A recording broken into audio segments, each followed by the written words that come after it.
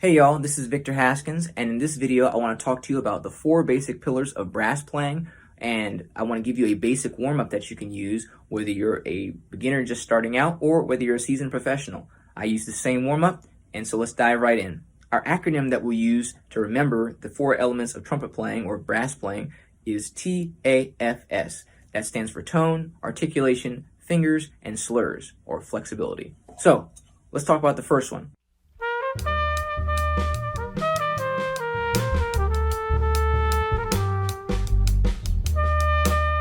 Tone. Tone is your most important thing you should focus on. As a musician, we are artists of sound, and so your sound, your tone is your identity. So we want to focus on that and get that right.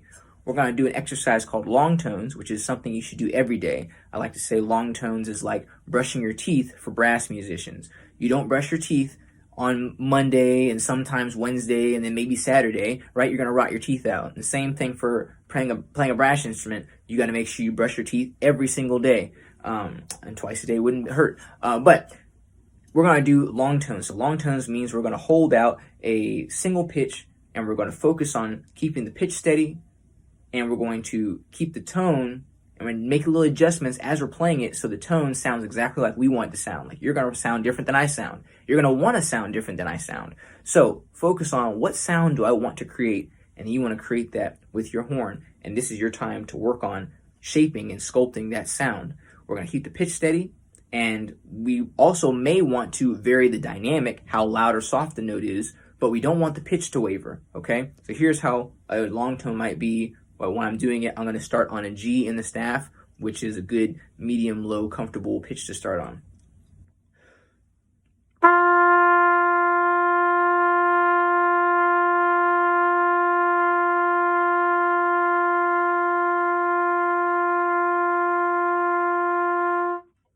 Okay, so I held that about a medium, soft sort of dynamic. I was shaping the sound to make sure the sound was straight and clear like I want it to be. And now I'm going to go down a half step on an F sharp. I'm going to do the same thing, but this time I'm going to start really soft, and then I'm going to shape up the dynamic to be loud and then come back down to soft. So I want to keep the pitch steady while keeping my tone even. I don't want the tone to change. I just want the volume to go up or down.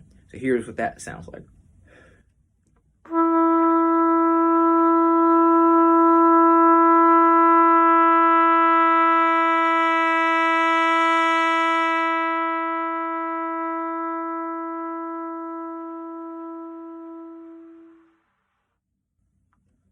Okay, so long tones, your first exercise, I would suggest doing that across your range on the horn. So, start at that G in the staff, go all the way down to low F sharp, and start in that G in the staff and go up to, whatever your range is above that. But you want to do long tones all around the horn, do that same exercise on each note because you need to dial each note in so your chops get used to playing that note in tune with nice tone like you're hearing in your head. Remember, we're practicing so we can put what's in our imagination into the real world. This is our connection to the real world.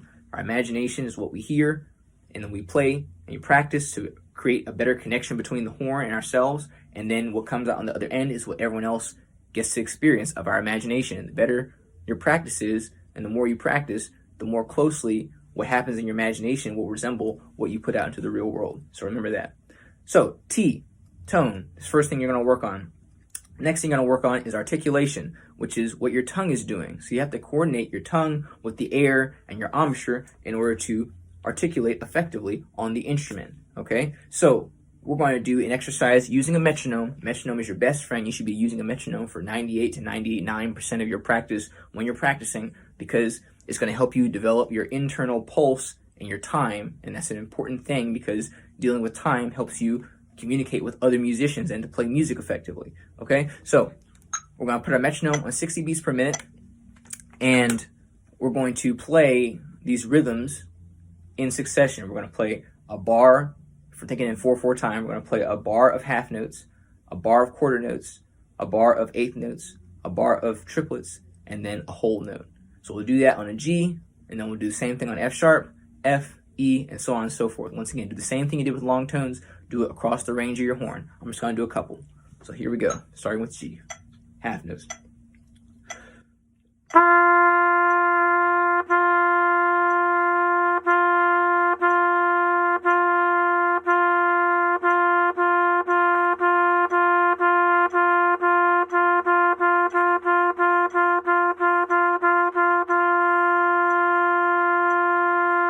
sharp.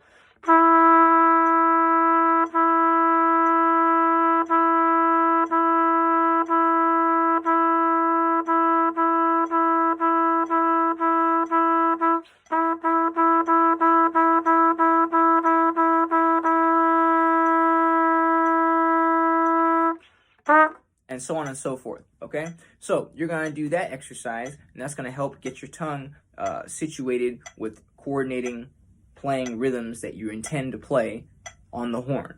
And there's some other slightly more advanced versions of that you might do to coordinate your fingers with the tongue, but we won't address that in this video. I just want to give you some basic tips on how to start off with developing your own warm-up. So we start off with tone. A was articulation, and next up we're going to deal with fingers, okay? So our fingers, we have to deal with how we're coordinating our fingers with our air. And so a great exercise we'll borrow from the great Herbert L. Clark, who was a great cornetist and pedagogue and created this book that you might consider getting. And there's an exercise in there that I believe is the second exercise where you're playing throughout the chromatic fingering series of the horn, okay? So there's 7 fingering combinations on your trumpet, or in this case a cornet, okay? And it goes open, which is no fingers down, 2, 1, 1 and 2, 2 and 3, 1 and 3, and 1, 2 and 3, okay? So if we start on C, below the staff, and we do that 7 fingering combination, it will take us from C to low F sharp chromatically. It's going to hit every single pitch between C and low F sharp. And if we reverse it, it goes from low F sharp to C. So we're going to use that to coordinate our fingers. We're going to do it slowly, okay? Could we go C? Here's the fingering combination if you want to do it with me. C, 2, with just the second finger down, that's B, B flat, A flat, G, F sharp, and in reverse, F sharp, G, A flat, A, B flat, B, and C. So we're going to play this fingering combination, and we're going to do it in eighth notes. So we're going to go 1 and 2 and 3 and 4 and we're just going to play down that fingering pattern and then up the fingering pattern and do it several times. And then once you get the hang of that, you'll make the metronome a little bit faster and do the same thing. And once again, the key is we want to make sure that we're not getting little flippies between the notes, right? We're not going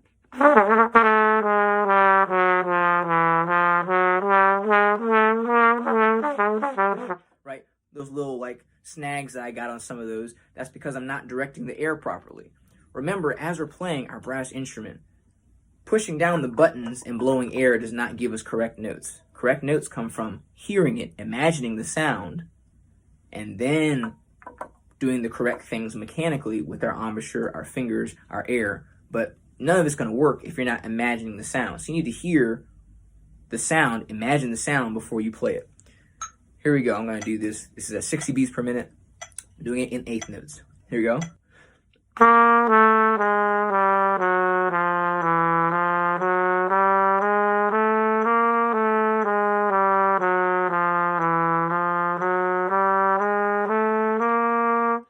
Right?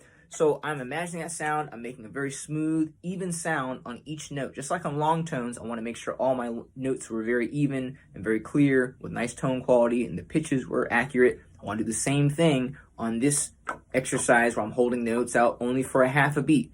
I want to make sure I'm right in the center of the sound, okay? And you want to coordinate that and make sure you're pushing the vowels down quickly, right? Bang the vowels down hard. So that's fingers. Tone, T, A for articulation, F for fingers, and our final pillar of brass playing is slurs, which is your flexibility, your ability to get around the instrument, okay? So it's important that we have flexibility so we can access the entire range of the instrument. And the way we do that is by doing lip slurs, okay? And so lip slurs, as you just saw with that 7 fingering combination, that's how we get chromatic pitches. But if we want to move up in the overtone series, which I'm not going to explain what that is exactly right now, but if I were to slur from C below the staff to G in the staff, I have to use my lips and the air in order to do that, to change the pitch, okay? Fingers isn't going to change the pitch from C to G. Just like if we go from G in the staff to C, that's the next partial. So G in the staff to C in the staff.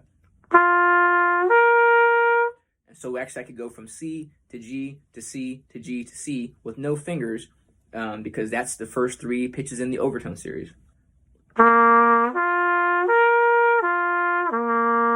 Okay, so here's what we're going to do for our lip slur exercise. Our flexibility exercise is we're going to just slur between a single partial. And of course, once again, you can do this between various partials, right? You can go from C to G, you can go from G to C, you can go from C to E, E to G, and various other partials, and you can skip partials. And I'll leave that for you to discover and to play with yourself. But for right now, we're just going to do one. We're going to slur from G in the staff to C in the staff. And we're going to do it slowly, because if you've never done lip slurs before, then you want to do them slowly so you're really developing control. It's about control, not about finesse, okay? So put my metronome on 60 beats per minute. I'm always a proponent of practicing very slowly. You can see my video on metronome practice and how to use a metronome to practice, because you should, once again, be using a metronome for most of your practice. So we're going to go slur from G to C in half notes. We'll do that several times, so 2 beats for each pitch. And then we're going to slur from G to C and back again in quarter notes. Okay, so I'm not using my tongue. I'm not going ta, ta. I'm actually just going.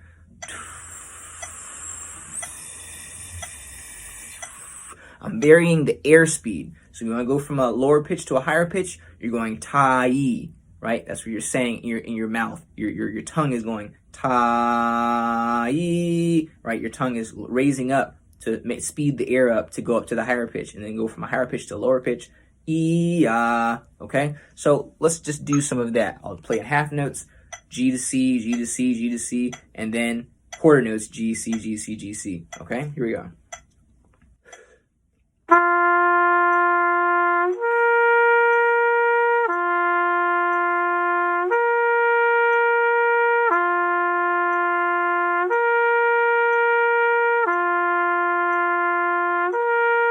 Notes.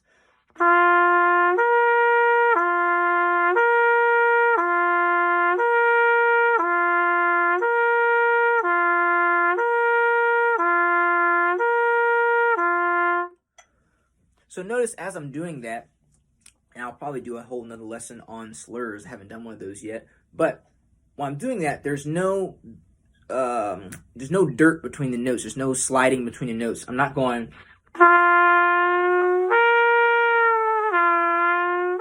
You might notice some of that as you're trying this yourself.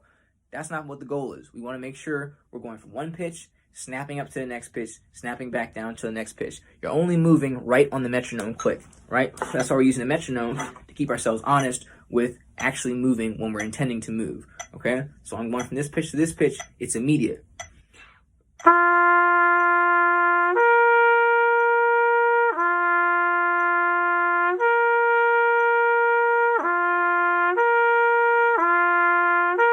It's not.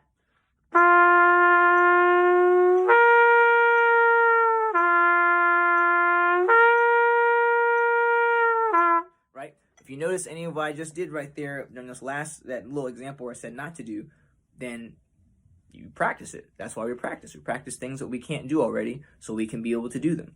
So I hope that was helpful. Once again, our acronym is TAFS, tone, articulation, fingers, and slurs. And those are the 4 things you need to work on in terms of your fundamentals for playing a brass instrument. If you get those 4 things dialed in, you're well on your way to being able to play a brass instrument proficiently. So if you look down in the comments below, or not the comments, the description of this video, I'll include a link to the written out version of everything I talked about in this video. It's the basic warm-up document that I provide to my private students, and I think it's useful for you to have. You don't have to pay for it or anything. It's free. So I hope you use this video, review some of the little tidbits I dropped in there. And once again, follow me on YouTube or various other social media platforms, because I'll definitely be making some more educational content, including a slur video, how to do slurs video if I haven't done one already. But there's already a video on how to use a metronome, how to do long tones. There's like a long tone practice video that I've made that you can practice long tones with me. Just check out some of the educational stuff I've already done. And once again, I hope this is helpful for you guys. Leave any questions you have in the comment section down below, and I'll see you guys in the next video. Thank you.